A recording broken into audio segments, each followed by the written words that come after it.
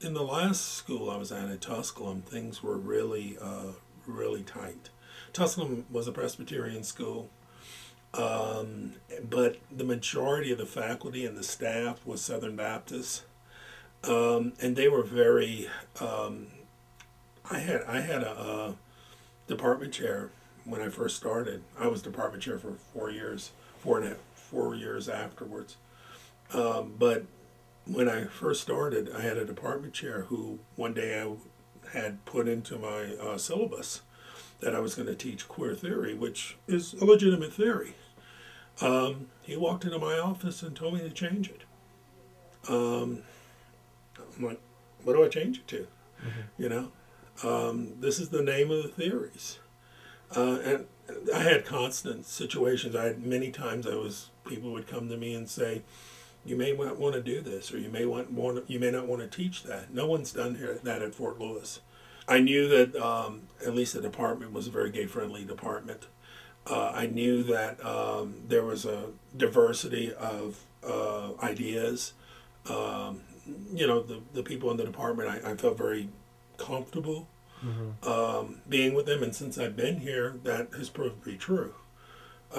They're a great department, a great bunch of guys and gals, great bunch of people to work with, and have been wonderful colleagues.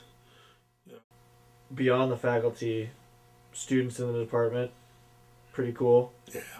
Overall. Yeah, you guys are wonderful. I mean, you guys, as a new faculty member, I have to get a feel for you, and you have to get a feel for me, and that's just normal. That happens. I was at Tusculum for 6 years. I had many students that started with me as freshmen, and by the time they were seniors, they knew me very well. I didn't have that coming into here, and I knew that was going to be part of the situation. Whenever you start in a new institution, you have that where students have to figure out. They have to figure out what makes you tick, and that's just normal. It hasn't been anything uncomfortable dealing with students in terms of those type of things. The students have been great. I mean, they've been very accepting. I was on campus maybe 2 weeks. Ran into Dr. Thomas right outside of the library, and she stopped, remembered my name, stopped and talked with me for several minutes about something that was going on campus, and it's a wonderful feeling.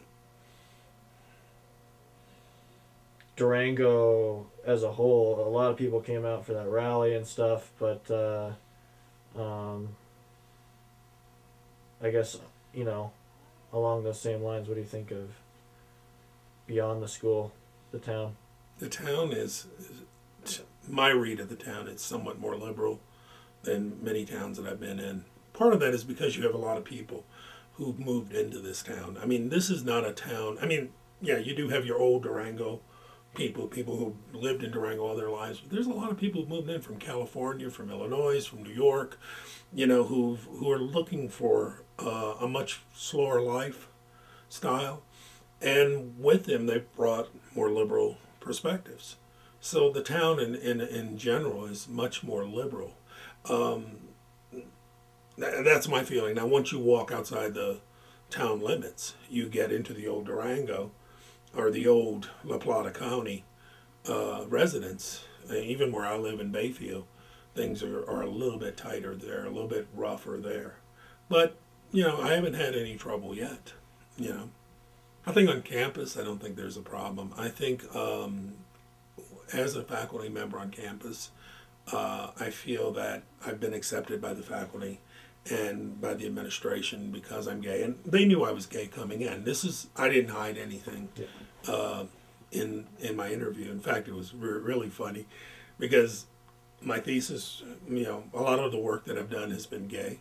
A lot of the work I've done, both research and production, has been gay type production work, and that was sent in with my search committee stuff. And I remember when I met Leslie. Leslie was the first person I met on my search committee. She tried to dance. You can't ask in an interview if someone's gay, because sexual orientation is an issue.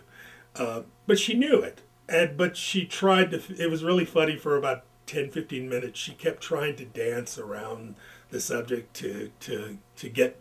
She wanted me to say something, so she kept trying to prod, but not prod in a way. It was really funny, And I just finally said, Leslie, quit it. I'm gay. I have a partner. Let's talk. Yeah. Let's talk openly. Yeah. I have found that the being gay, in terms of at least here, has been, as a gay academic, it's been a very positive experience for me to be here. As you well know, there are many rights. When you talk about equality, there's a lot of equality rights that once you walk outside of the walls of the campus, that aren't being honored. Partnership rights, whatever way you want to look at it. A straight person in society has far greater rights than I do as a gay man who's partnered. I've been partnered for 12 years. I can't claim him on my income tax. Still to this day, unless there's a really tight living will, his kids can walk in and cut me out of the will. I can't make decisions if he's incapacitated, and I know I know what his, what he wants for his last wishes. I can't step in. His kids have to, There's a lot of different issues that come that we have. One of the big ones is in this country, if you're gay and you're in a job, you can be fired for being gay, and there's nothing that can be done about it. You could be denied housing for just being gay, and those are issues that are much greater issues when we deal in the outside world, when we deal outside the campus. I mean, as far as my feelings in terms of my equality here, yeah, I think I'm equal. I'm treated equally to anyone else on campus. We had this really big rally here, for some of the reasons you're talking about. Mm-hmm.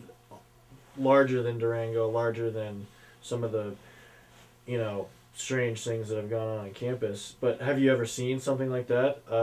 Yeah. Such a big, turnout in support of any other schools or anywhere you've been? They never. We never. We were not in a position at Tusculum to pull off a rally like this. And Tusculum had a lot of problems because a lot of the students were religiously felt that gay sex was wrong, that being gay was wrong. I mean, if I had a dime for every time I heard hate the sin, love the sinner, thrown at me by one student or another in a discussion, I'd probably be rich today. But that's people's viewpoints, and that's some of the ignorance. Not to say they're ignorant, but people grow up not knowing a lot about diversity and about diversity of thought. And that's one of the things that colleges try to do. It tries to get, you folks, you guys, to begin thinking on a much higher level. And then if you still have your opinions at the end of the day, that's fine. But at least you're making those opinions, with an informed basis. And sometimes I think on certain issues, some people just shut down. And gay issues are one of those things that many people in this country just don't want to discuss.